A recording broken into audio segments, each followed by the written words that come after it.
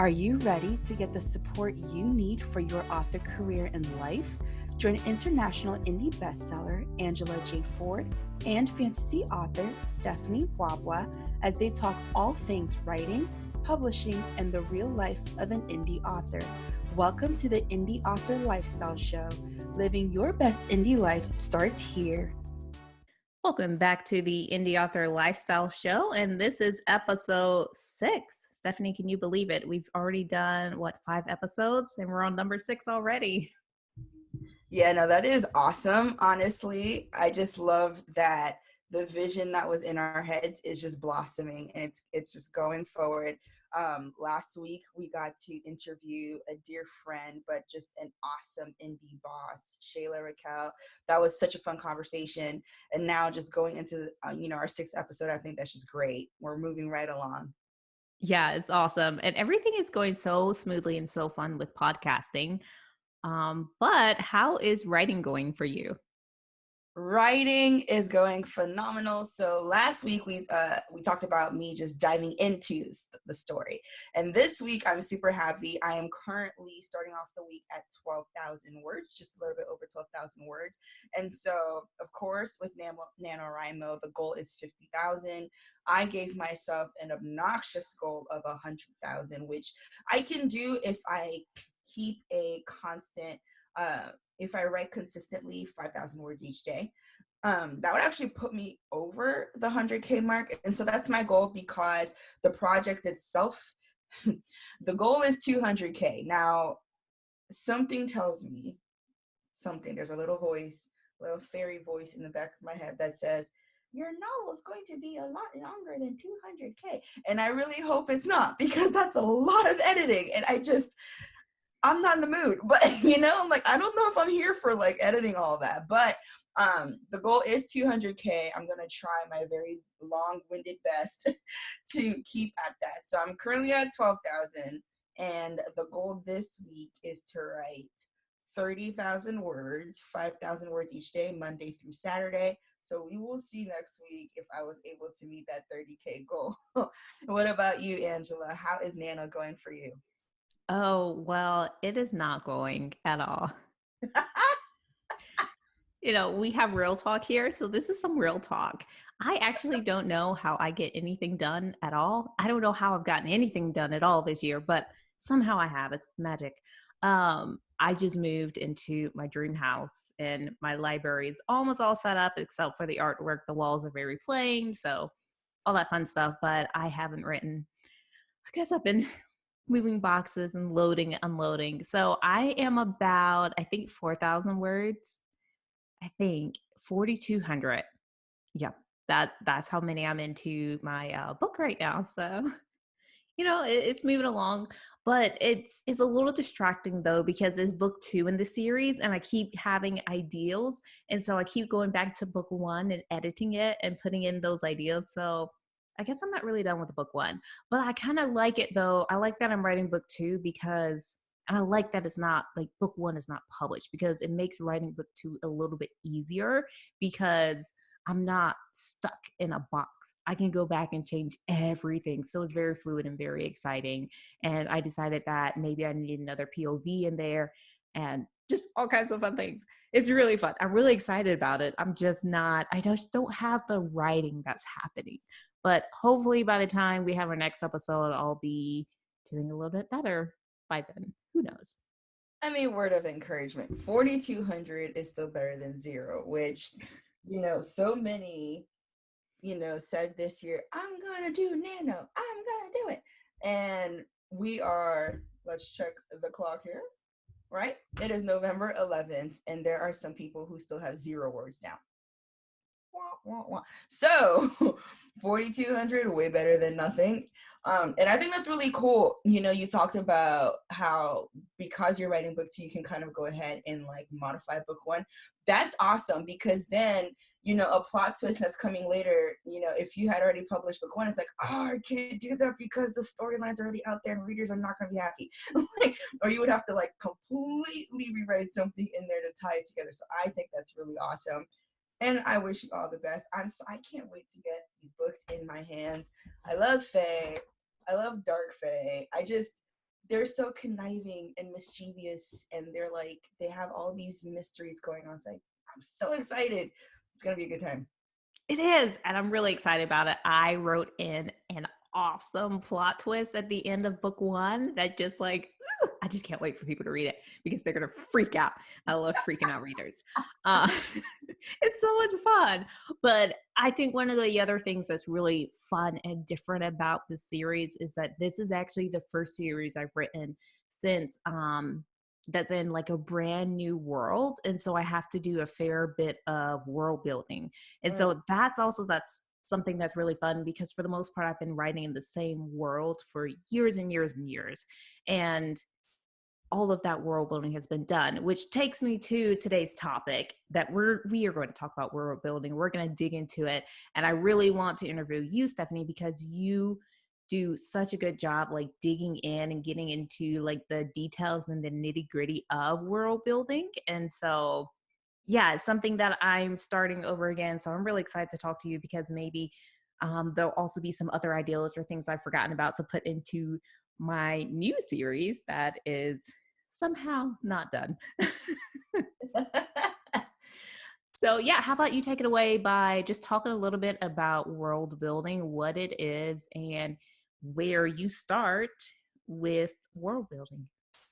Yeah, absolutely. So when it comes to world building for me, it's always the concept. For me, I am a very visual writer. I'm a visual learner, period. I have to see things for me to be able to comprehend it. If someone is just speaking at me, but they're not drawing or anything like that, I cannot understand I can't process it. And that's the same thing when it comes to writing for me, especially, we're fantasy writers. And for a lot of us, epic fantasy writers, we are creating these brand new worlds. And so I have to be able to visualize what it is that, what this world is, and, what these people or these characters will look like before I even dive in. And so I like to get, I call it kind of like a movie screen on the back of your eyelids. Like, okay, I can close my eyes and see what is going on. So when I get the initial idea, so for the series that I'm writing, it is a series about angels and the different ranks of angels and just livelihood of angels, right? And so when that series came into mind, the initial idea, I so my idea came from heaven, and like, I am Christian, so a lot of my work is based off of Christianity and just like biblical stories. And so I thought initially, oh, okay, what could have taken place during the time before Lucifer turned and fell, got booted out of heaven. And so like I could visualize that. I could visualize this city with all of these angelic beings. How many wings do they have? What do they look like? What do they live in? What do the buildings look like? Do they even have ground, or do they fly all the time? Do they even run? What's the point of running when you can fly? you know and so when it comes to world building, I think that's super key, just being able to visualize what it is you're about to create first, because then if you can have just even a small vision, whether it's the characters, you can kind of see what they look like, whether it's fae, werewolves, vampire, whatever the case may be.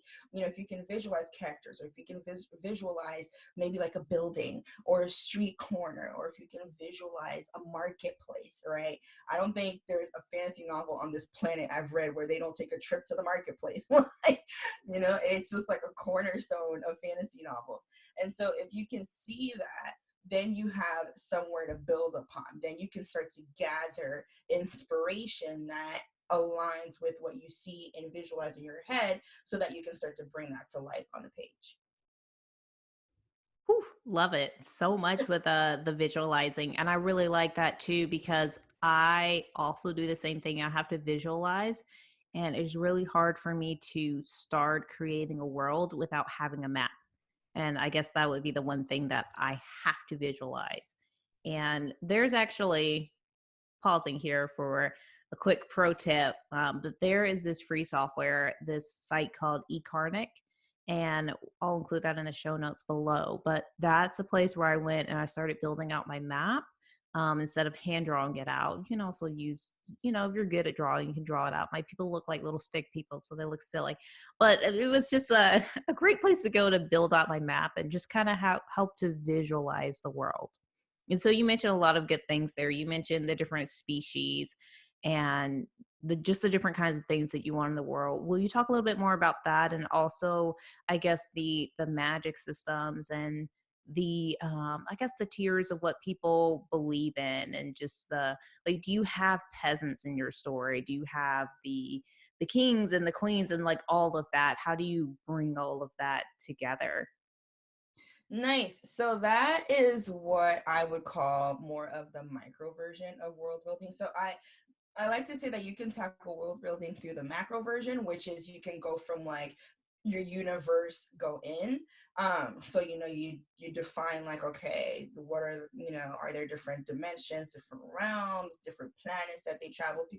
Because I do have that in my world. It's that extensive. They travel dimensionally, they go from world to world, depending on which dimension they're in, time changes. So you can start from that macro level, or you can do micro. Okay, what does their normal world look like? What do they eat every day? What do they see every day? That kind of thing. And so for my story, pardon me, so for my story, there is all of that depending on where they are. So I have depending on the dimension. So I have one dimension that where all the planets are called great lands. They're just like these massive sized planets. You would mostly find your higher ranking angels there, your seraphs, your cherubims, some of your principalities. And then if you go to a different dimension, you would find your minor lands there, which you would have your lower ranking angels. So the principalities there would be at the top of the food chain, and then it goes to archangels, and then just regular angels. They all look different. They all have different sets of wings. They all have different amounts of hearts. They all have different kinds of powers. And you did bring in the topic of the magic system. As far as the different ranks, magic is different depending on what rank of angel you are. Whether it's innate, it's an element, to the point where, like, for my seraphs, they don't have magic, they are magic, right? Like, they don't have power, they are power. So they don't wield fire and like make it come up. They are fire. Like, their actual flesh is that element. And if they put on the flesh of an angel, they're putting on, I don't want to say a costume, but they're putting something on that's not their original nature. Whereas at the bottom of the food chain, so to speak, just your regular angels, they don't have any powers at all, right? And so their normal nature would be almost like a human being, just with incredible power, just with incredible strength. And so there, I want to tackle this properly. So with magic, I align it as far as like the different classes. And then also, I kind of, when it comes to magic, you got to be careful. No one can be this invincible being, right? Like, there has to be limitations. There has to be, drawbacks. There has to be a way for you to die. You know what I mean? Like, you can't just like be able to swoop out of every situation, because that's not realistic. Readers cannot relate to that because it's not real. No matter how powerful you are, something has to be your kryptonite, so to speak, right? And so with magic, you come up with, okay, what can it do? What can it not do? Right? What are some exceptions? And then what are some things that just will never happen no matter how much of it you have? And you can go into depth with that. But as far as like the rest of the world, I do have that. My main, pardon me, the minor lands, the smaller planets, they have continents called mainlands. And so depending on which mainland you're in, there's a different leader, right? Whether it's a queen or whether it's an empress. I was not trying to be feminist, but I do realize I have a lot of lady rulers. um, Not necessarily planned, my friends, but here we are. So you've got your queens without kings, you've got your empresses, you've got your you have your councils, kind of like a parliament, but they're made up of just ladies. And they have more power than the actual queen herself. So it just, depending on where you are there's different kinds of leadership, but they're all those different things. Your castles and your kings and queens, and your institutes and your academies, your training centers, and your guards and your warriors. Like there's just it's like epic fantasy goodness. You know what I mean? So there's a lot that goes into it. And as far as when it comes to just not being overwhelmed, I would say tackle these things one at a time. So tackle your magic one at a time, like, and really break it down. No cheating. And once you set a rule, stick to your rules. You can't start writing and then just break it, because that's just we don't do that. We don't do that. And then go on and tackle everything else. There's just so much to talk about, but yeah.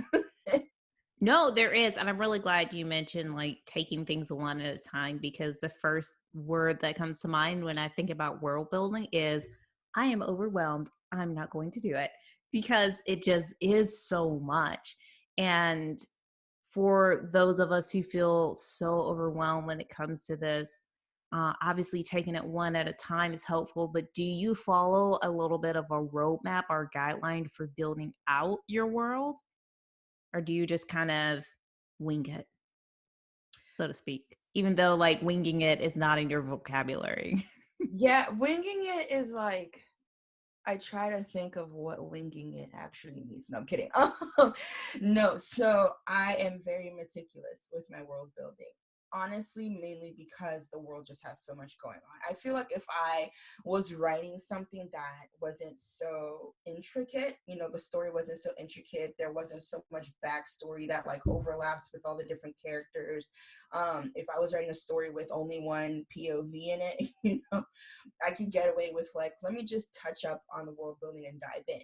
However, I do have 4 POVs in this particular novel, and that's just to begin with. Book 2 will introduce more characters, on and on and on. And so because of that, and their backstories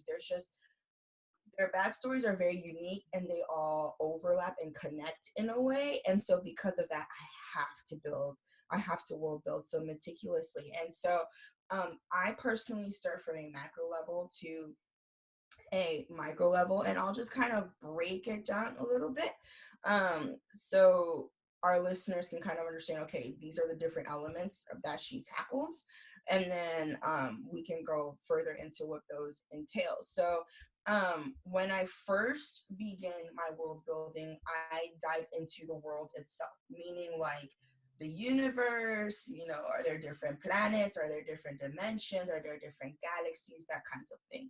So I dive into the world on a macro level, on a just very broad, general, expansive level. That may be overwhelming for some. You don't have to do it if it is. That may not be necessary for your world. You don't have to do it if it's not. Don't waste your time. Pro tip here, don't waste your time on things in world building that do not add to your plot and are not relevant to your story. Like, yeah, okay, cool. You want to know what they like to eat, but is that ever going to show up? If not, you really don't need to spend your time figuring out, do they eat fruit or do they not like fruit? Maybe they like chicken. Like, it's just really not necessary to be like wasting time on these kinds of details. So focus on what your story needs. For me, I need to know and understand just how I want time to work in different dimensions. How do they travel between those dimensions? Things like that. So I start from the world. So that's the first part. Then I move on to fantastical beings and creatures. I am a huge fan of just supernatural, fantastical creatures. I love them. I love them. I love them. Angels, demons, griffins, basilisks, mermaids, sirens. I can go down the list. I just think they're super cool. They're different. The different mythologies around them are super awesome. And so for me, at the outset of a project, I like to think, what am I including in here? And so for my story, I was like, okay, I want sirens.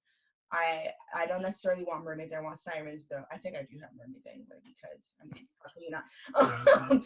So, I want unicorns, I want Pegasus, I did this weird thing where I have some prehistoric creatures in there.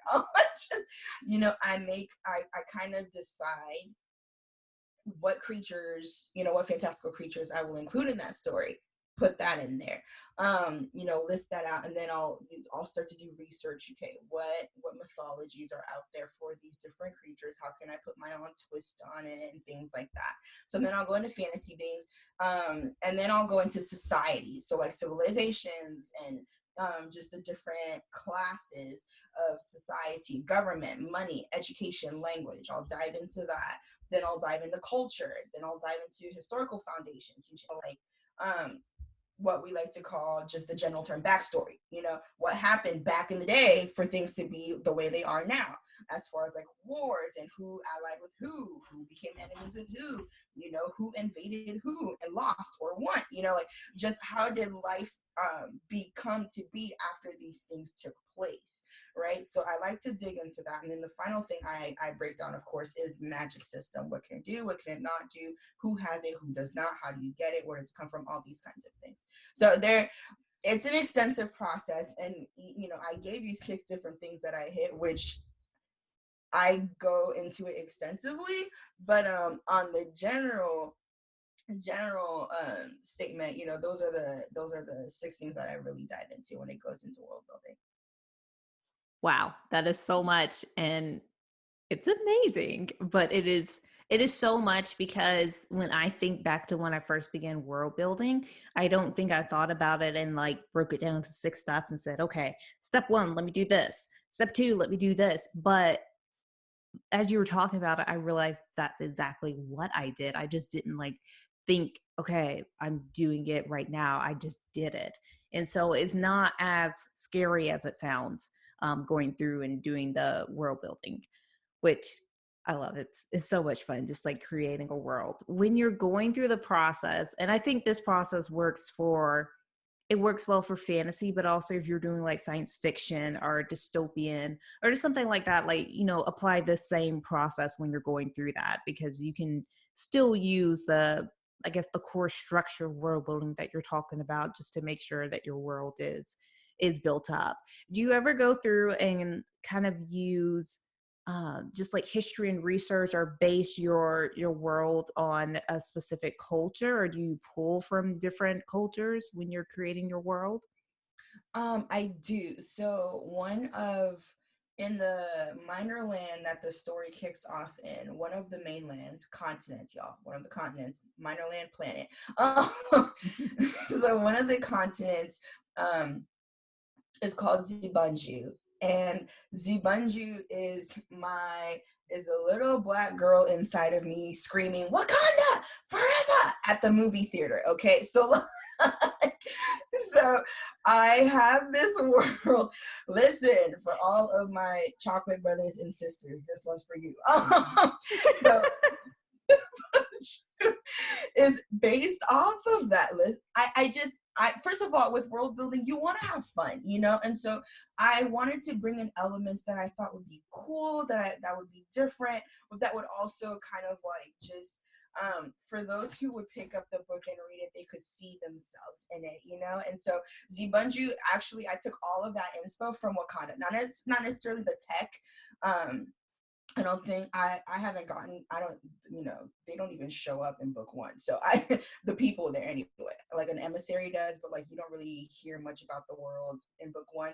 So I haven't really dug into it yet, but I really don't think there will be tech. However, as far as like those African cultures and like the style of dress, the way they eat, the way they, the respect that they have for tradition and for certain different characters in society, the way just the landscape in general, there's more exotic animals, and like those are the beings that's their transportation, right? Like they ride lions, like so I do like to think of what did I see, what did I watch in the movie theater, or what did I read, or what did I see that I thought that is absolutely phenomenal, and I take that and I use it as inspiration. Chronicles of Narnia, I have talking beasts in my novel, so I have this beast called an emberfure. And an emberfure is basically this massive size pterodactyl that's made up of light and shadows. And it's just a super large beast, super scary, and they talk, you know, and they're very sarcastic, honestly, borderline rude, but they talk. And so yeah, I do, I'll think of things that I've read or maybe places that I've been, and I'll think that is just awesome. And I don't know if that's because I'm trying to be like unique, or I don't know where it comes from, but I love to pull in things that I feel like I don't see often or that I don't read often.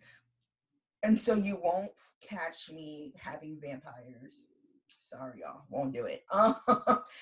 Shucks. We disappointed, please. The vampires. Can't do it. You won't catch me, like pulling in what YA readers love, triangles. Oh, Oh, love triangles. Yes. blessed love triangles. I really don't think I will do that, just because I read it so often, and and I get this like nervous twitch, like, oh, why are we doing that? Why can't we just pick one because that's appropriate? I like to pick things that are different, and so like I'll look for characters and for creatures that are different. I'll look for different kinds of worlds that are different. Again, Wakanda. First of all, we need more Wakandas. Okay, so here is this is my portion, my token. But yeah, so I dig into history. Once I find something, if I don't know much about it, I will do research. I will say I'm lazy in that department. It's terrible. I like to just make things up. I really like to just pull from my brain and just like, all right, what can I create from this? But if I really don't know, then I'll research. Like I had to sit down and read up on the Big Bang Theory, and like I had to look up, what makes up planets and stars and all that stuff when I was like working on the universe part. Girl, my head hurt. But but if I don't know, I'll research. If I know enough, I'll make it up, honestly. But I do create with a lot of inspiration from things that are already out there and that the majority of the public already loves. Yeah, and I think that's really cool, and that makes a lot of sense, because then you're really just using something as a foundation and something to stir up your creativity, and then taking it from there. And as a fantasy author, and sci-fi, this can apply too. It's just go with it. Like, you're writing fiction, and so I like how you make sure that you're using something that's realistic, and then going ahead and applying your own creativity, so you don't have to do all of the research. I think if you were writing historical fiction, I think that's where you would just have to just dig in and just really just focus on the research part of it. But you're not, and we're not. We're fiction writers, so we need that foundation to inspire the creativity and then go for it. And I also like how you're really focusing on things that haven't been done very often, and you're making sure that that happens. And I think that's really cool, because that creates a rich experience for the readers, because it's not something that they can go ahead and say, oh, okay, like I know that, boom, here comes the love triangle, got this. Here comes this other thing. All right, this weird creature that's lurking around that's probably going to be a vampire. Like, you're bringing an element of the unexpected into the stories, and I think that will make it that much more entertaining and rich. And I'm actually really excited to read this series. I can't wait. Can't wait. We should hang up so you can get back to writing. No, for sure. I think it's important, just for authors, period. I think it's important that a reader doesn't pick up our books and say, oh, I've read this already. It's just different characters. I can't tell you, I'm not going to call names, that's rude, but I can't tell you how many books I picked up in 2019 and I put them right back down. I was like, I'm not doing this. I've read this already. And as a reader, it was disappointing because it felt like regurgitated work. Um, I'm not a fan of that. Don't get me wrong. There's really nothing new under the sun, but you can take something that's already been done and put your own twist on it and bring a fresh new perspective and a fresh new story. Angels aren't new. demons aren't new, griffins, phoenixes, these things are not new. However, it's just, first of all, bringing them back because they kind of like get kicked out, and there was a whole fad about with just certain mythological creatures, but then also just bringing in a fresh perspective, like, what did you want to read? Oh, okay, write that. you know so Yeah, that makes a lot of sense because right now it is late 2019 and we're still riding the tailcoats of the end of Game of Thrones. And so when people think about fantasy and mythical creatures, everybody's writing about dragons. Like dragons are all the rage right now. And they were even more so earlier this year, but we're still kind of riding that wave of dragons. And so I think that there are other authors that are looking at it now and going, okay, let's see, everyone's writing about dragons. What can I do to be different?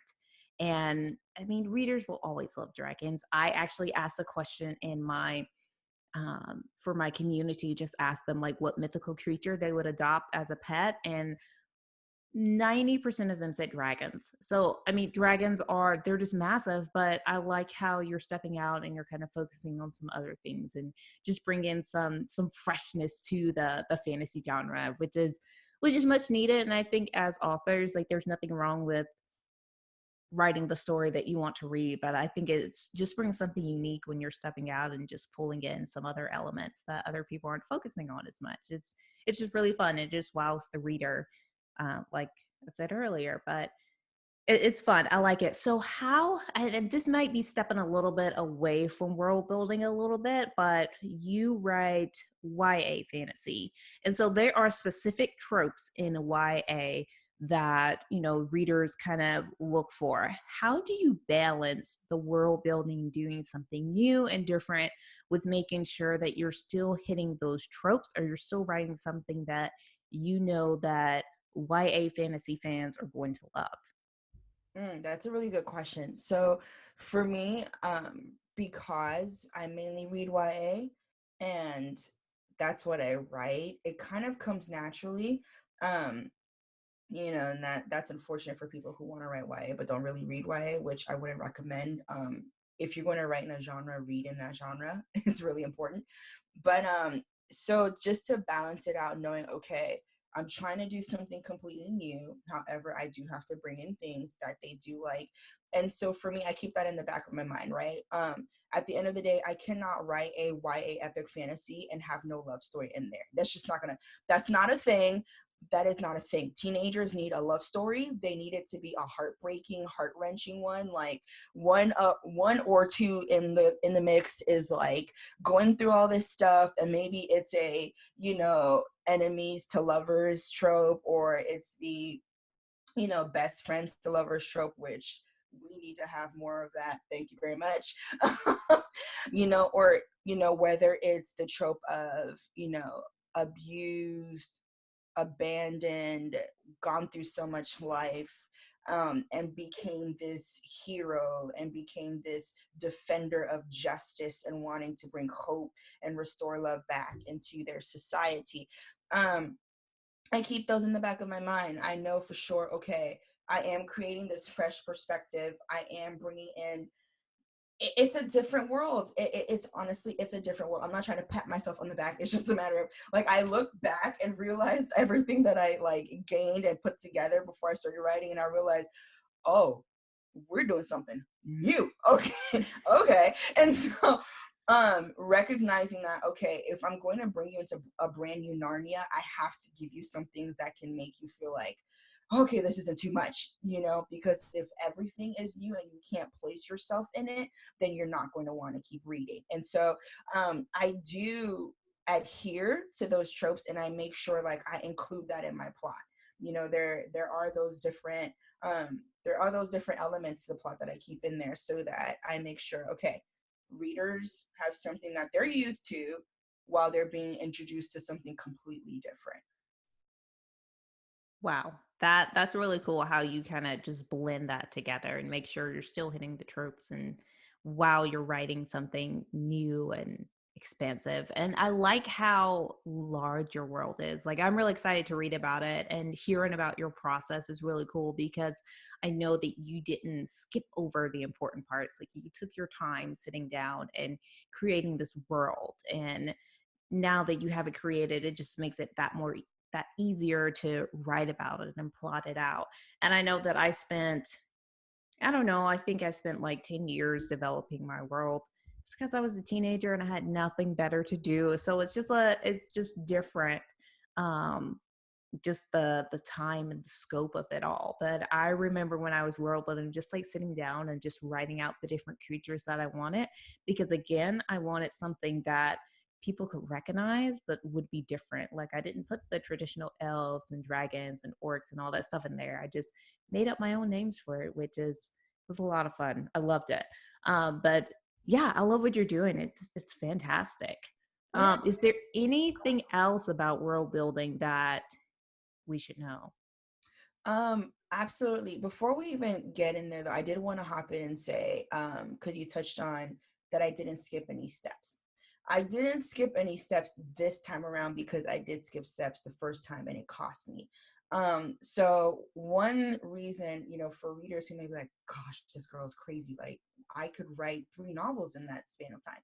And you can, but when I first started, this story is not a new idea. I got this idea 3 years ago now, which I think for many writers, like yourself, you were writing your first, the Four Worlds.